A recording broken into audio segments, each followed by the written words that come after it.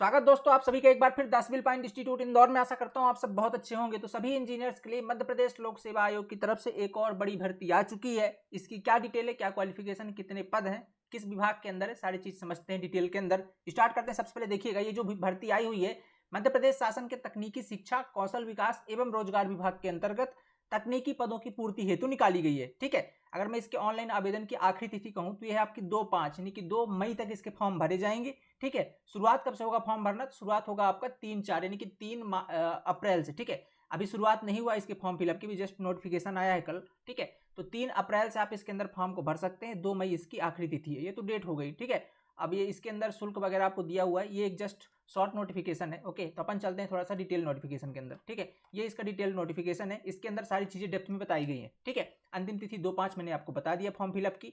और इसके अंदर क्या है, पोस्ट आपकी कौन कौन सी है, तो देखिए यहाँ पे जो पद है, मध्य प्रदेश लोक सेवा आयोग द्वारा मध्य प्रदेश शासन के तकनीकी शिक्षा कौशल विकास एवं रोजगार विभाग के अंतर्गत निम्नलिखित पदों पर भर्तियां की जानी है। सबसे पहला प्राचार्य प्रथम श्रेणी। ठीक है, प्रिंसिपल की प्रथम श्रेणी के लिए पोस्ट है। सबसे पहले देखिए शैक्षणिक अर्हता क्या मांगी गई है। किसी मान्यता प्राप्त विश्वविद्यालय से इंजीनियरिंग में उपाधि, यहाँ पर ब्रांच नहीं बताएगी, आप किसी भी ब्रांच से तो भी आप इसके अंदर एलिजिबल होंगे। ठीक है, तो क्या लिखा है, किसी भी मान्यता प्राप्त विश्वविद्यालय से आपके पास इंजीनियरिंग में डिग्री होनी चाहिए, या किसी मान्यता प्राप्त विश्वविद्यालय से या मंडल या बोर्ड से इंजीनियरिंग में डिप्लोमा। तो अगर डिप्लोमा किया तो भी एलिजिबल है, डिग्री की तो भी एलिजिबल है। लेकिन एक टर्म है, ध्यान से सुनिएगा, इसके अंदर एक्सपीरियंस भी मांगा जा रहा है। किसी तकनीकी शिक्षा या शासकीय किसी तकनीकी शिक्षा या शासकीय अर्धशासकीय संगठन निर्माण कार्य विभागों या भारत सरकार द्वारा यथा परिभाषित बृहद एवं मध्यम उद्योगों में कार्य करने का व्यवहारिक अनुभव आपके पास होना चाहिए। कितना होना चाहिए ये अनुभव? उपाधि मतलब अगर आपने बीटेक किया है तो आपके पास 2 साल का एक्सपीरियंस होना चाहिए, और अगर आपने डिप्लोमा किया है तो आपके पास 7 साल का एक्सपीरियंस होना चाहिए। तो आप इस प्राचार्य प्रथम श्रेणी के लिए अप्लाई कर सकते हैं। ठीक है, ये तो पहला वाला हो गया। ये पहली पोस्ट थी आपकी, किसके लिए? प्राचार्य प्रथम श्रेणी के लिए। दूसरी पोस्ट इसके अंदर उप संचालक की। उप संचालक के लिए भी जो शैक्षणिक अर्हता है ये मांगी गई, किसी मान्यता प्राप्त विश्वविद्यालय से इंजीनियरिंग में उपाधि मतलब बीटेक आपके पास होना चाहिए, या किसी मान्यता प्राप्त विश्वविद्यालय या मंडल से या बोर्ड से आपने डिप्लोमा किया हो। तो आपके पास डिग्री डिप्लोमा दोनों एलिजिबल है, लेकिन जो अनुभव का क्राइटेरिया वो सेम है। किसी तकनीकी शिक्षा या शासकीय अर्धशासकीय संगठन निर्माण कार्य विभागों या भारत सरकार द्वारा यथा परिभाषित बृहद एवं मध्यम उद्योगों में कार्य करने का व्यवहारिक अनुभव। उपाधि धारक के लिए 2 वर्ष मतलब डिग्री वालों के लिए 2 वर्ष, डिप्लोमा वालों के लिए 7 वर्ष। तो जो स्टार्टिंग की 2 पोस्ट हैं, एक तो उप संचालक की और दूसरा प्रथम श्रेणी प्राचार्य की, इसके अंदर सेम क्वालिफिकेशन है और सेम आपका एक्सपीरियंस मांगा गया है। बात करते हैं दूसरे पोस्ट की, प्राचार्य द्वितीय श्रेणी। इसमें देखिए, इसमें जो शैक्षणिक अर्हता है, किसी मान्यता प्राप्त विश्वविद्यालय से इंजीनियरिंग में उपाधि। ठीक है, मतलब आपके पास डिग्री होनी चाहिए। दूसरी पॉइंट क्या है, आपने अगर डिप्लोमा किया तो भी एलिजिबल है। अब यहाँ पे एक्सपीरियंस देखिए, डिप्लोमा धारक के लिए किसी मान्यता प्राप्त तकनीकी शिक्षा प्रशिक्षण संस्थानों या किसी शासकीय अर्धशासकीय संगठन निर्माण कार्य विभागों या भारत सरकार द्वारा यथा परिभाषित बृहद एवं मध्यम उद्योगों में कार्य करने का 5 वर्ष का व्यवहारिक अनुभव। मतलब इस पद के लिए बीटेक वालों को किसी प्रकार के एक्सपीरियंस की आवश्यकता नहीं है, केवल डिप्लोमा वाले जो एस्पिरेंट है उनके लिए जो आपका एक्सपीरियंस वो 5 साल का होना चाहिए इन विभागों के अंदर। ठीक है, चाहे वो तकनीकी शिक्षा हो, प्रशिक्षण संस्थान हो, उसमें पढ़ाने का अनुभव हो गया, या आप किसी संगठन शासकीय संगठन के अंदर या किसी भारत सरकार के बृहद या मध्यम उद्योगों में कार्य करने का व्यवहारिक अनुभव। 5 साल का डिप्लोमा के लिए, डिग्री वालों के लिए इस पद के लिए एलिजिबल नहीं। तो अगर आपने बीटेक किया है तो आप इस पद के लिए अप्लाई कर सकते हो। ठीक है, इसमें यही चीज लिखिए।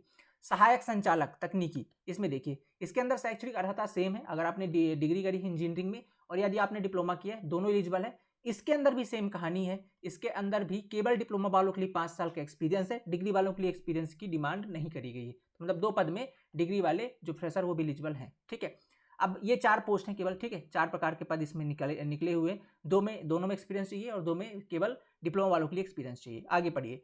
आवेदन पत्र केवल ऑनलाइन स्वीकार किए जाएंगे। आवेदन पत्र 3/4/2023 मतलब 3 अप्रैल 2023 से 2/5 यानी कि 2 मई 2023 तक आप भर सकते हैं। ठीक है, यही MPPSC की ऑफिशियल वेबसाइट से जाकर के। ठीक है, MP ऑनलाइन की ऑफिशियल वेबसाइट से।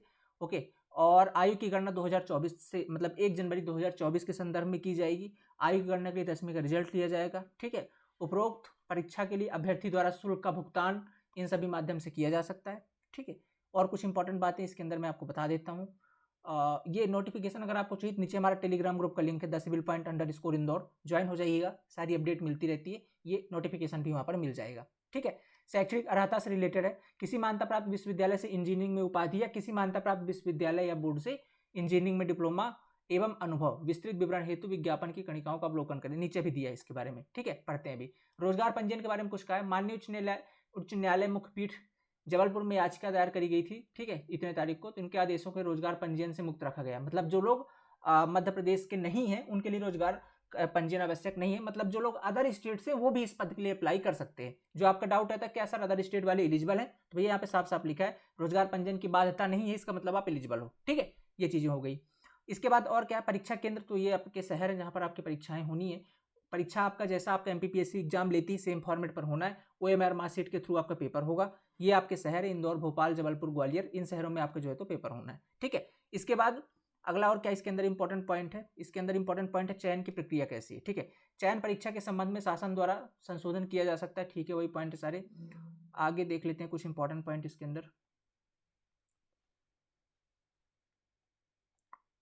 ठीक, हाँ, ये कुछ इसमें पोस्ट की डिटेल दी गई, कितने पद किस विभाग के अंदर है। देखो, प्रचार प्रथम श्रेणी के लिए टोटल अगर देखा जाए तो 29 सीटें हैं। ठीक है, कितनी सीटें, 29 सीटें। चूंकि अब जानते हो मध्य प्रदेश में ओबीसी आरक्षण का की पंचायत चल रही, तो उसके केस में अभी इन्होंने 27% पे अलग निकाला है, 13% पे अलग है। 13 पर अगर इसको डिवाइड करेंगे तो 29 में से 87% 25 सीटें, 25 सीटों पर जल्दी हो जाएगी ज्वाइनिंग, बाकी 4 सीटें अटक जाएंगी। ठीक है, यही चल रहा है।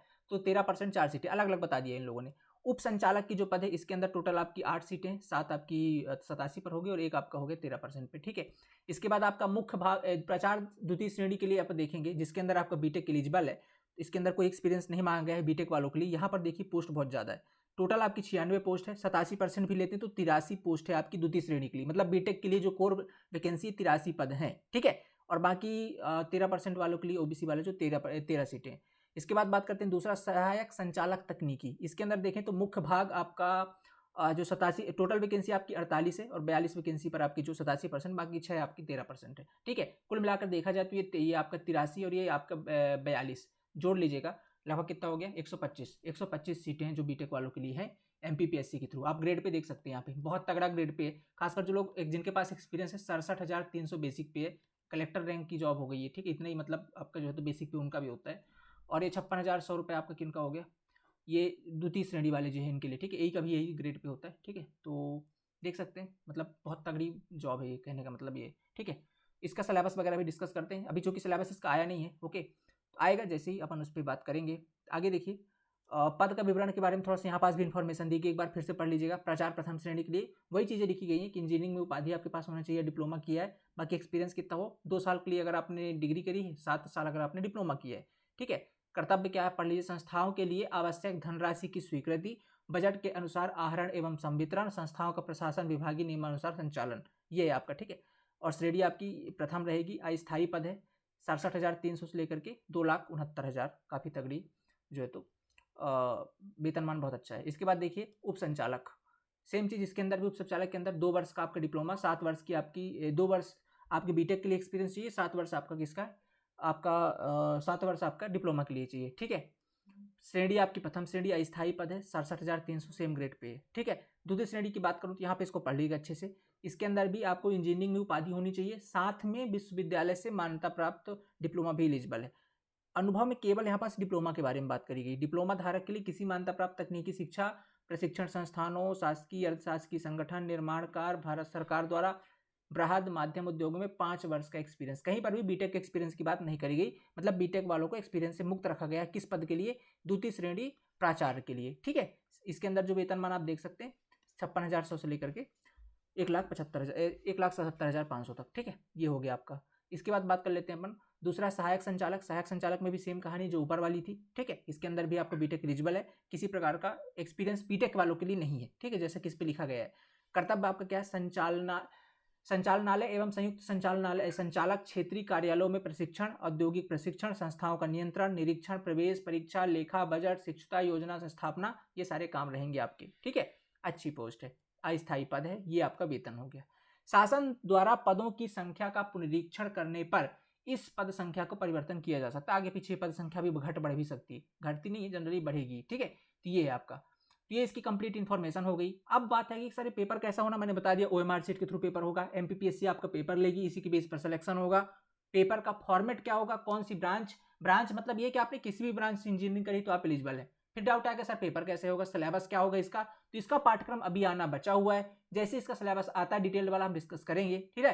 तो फिलहाल अभी इसका सिलेबस अभी जारी नहीं किया गया, किस प्रकार से पेपर लेंगे, कौन से सब्जेक्ट होंगे, जल्द आ जाएगा। वेबसाइट पर विजिट करते रहिएगा, चैनल पर भी विजिट करते रहिएगा, जैसे आएगा इसका डिटेल नोटिफिकेशन हम लेकर के आ जाएंगे। कुल मिलाकर के एक वैकेंसी लगभग 120-125 पोस्ट बीटेक फ्रेशर के लिए, बाकी जो लोग हैं वैसे जिनके पास एक्सपीरियंस उनके लिए तो और ज़्यादा है, ठीक है। तो देख सकते हैं वैकेंसी आपके सामने है, ठीक है। तो ये इसकी कुछ है, चयन की प्रक्रिया आप लिखिए। इस विज्ञापन के अंतर्गत OMR शीट के थ्रू आपका पेपर होगा, ठीक है, और बस उसी के हिसाब से फिर इसका इंटरव्यू होगा, जैसा आपका MPPSC का होता है। पहले OMR शीट में पेपर होगा, फिर जितना सिलेक्शन होगा उसमें आयोजित की जाएगी, इसमें फिर आपका पदों का 3 गुना, जितने पद है आपका उसका 3 गुना इंटरव्यू के लिए बुलाया जाएगा। इसके बाद आपकी फाइनल मेरिट लिस्ट बनेगी, इसके बाद आपका जो है तो फाइनल सिलेक्शन होना है, ओके। तो ये चीज़ें हो गई आपकी, और कुछ इंपॉर्टेंट बातें इसके अंदर बस वही सारी कहानियां हैं बाकी, ठीक है। अब आप इसको पढ़ सकते हैं, आयु में छूट वगैरह किसको कितना मिल रहा है, ठीक है। जो इंपॉर्टेंट जानकारी थी मैंने आपको बता दी। जिनको और ज़्यादा जानकारी चाहिए, ये आपका कंप्लीट नोटिफिकेशन मिल जाएगा इस वीडियो के नीचे। टेलीग्राम ग्रुप का लिंक है @indor, उसमें जाकर के आप पढ़ सकते हैं, ठीक है। वहाँ पर हम इसे अपलोड कर देंगे। बाकी वही सारी कहानियाँ हैं। अगर फीस की बात करूँ तो 250 रुपये किसी कैटेगरी वालों के लिए, ठीक है। बाकी 500 रुपये आपके जनरल कैटेगरी के लिए आपकी फ़ीस हो गई, ठीक है। और कोई जानकारी चाहिए तो ये इनके कॉलिंग नंबर है, इन पे आप कॉल कर सकते हो।